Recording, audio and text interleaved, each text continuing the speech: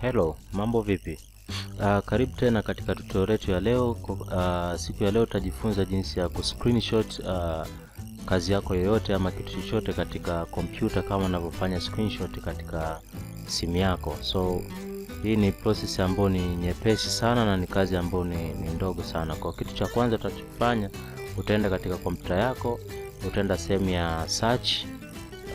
Ni sehemu yangu ya search iko hapa, kwa nitaandika tu neno snipping tool. Kwa nikiandika snip tool, ina maana inakuja kitu kama hii. Hii ni application ambayo by default ipo katika Microsoft Windows, na yenyewe inatumika kwa ajili ya kufanya screenshot. Kwa hiyo kompyuta yoyote ile unayoitumia madhali inatumia Windows, kwa hiyo lazima iwe na program hii bila wewe kuifanya installation. Kwa hiyo search tu snipping tool, application hii inatokea. Kwa nita double click kwa ajili ya kuifungua. Kwa hiyo niki double click inakuja kitu kama hiki. So kitu ambacho natakiwa nifanye, mimi nitabonyeza kwenye new. Kisha bonyeza kwenye new, itakuja kitu kama hiki. Kwa hiyo hapa tayari niko katika option ya kufanya screenshot. Kwa hiyo na uwezo wa kuscreenshot, unaona mouse cursor jinsi inavyoonyesha alama ya plus. Kwa hiyo na uwezo wa kuscreenshot hata hizi icon zangu katika kioo.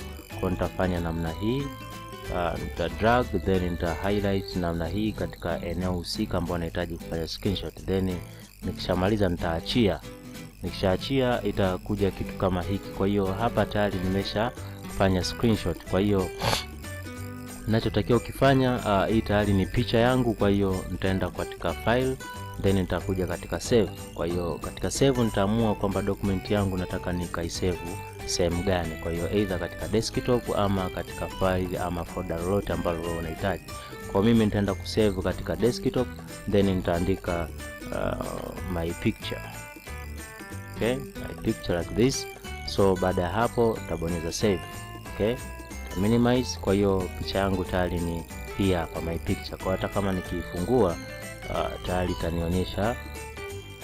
itaonyesha picha yangu iko vipi. Kwa hiyo hii tayari ni picha yangu ambayo tayari nimesha screenshot, na hii ndio kazi ya snipping tool katika kompyuta yako. So unaweza ku screenshot kitu chochote, iwe ni kazi yako katika Microsoft Word, iwe Excel, iwe Publisher, iwe katika internet umesearch kitu unataka kukifanya screenshot, unaweza kutumia snipping tool. So I hope wote mmeelewa katika kufanya screenshot. Karibuni tena katika tutorial zetu zijazo. Hii ni Tehama TZ 2020. Tutakupatia mafunzo mengi ya kompyuta na utapata knowledge za kutosha pamoja na skills. Karibuni tena.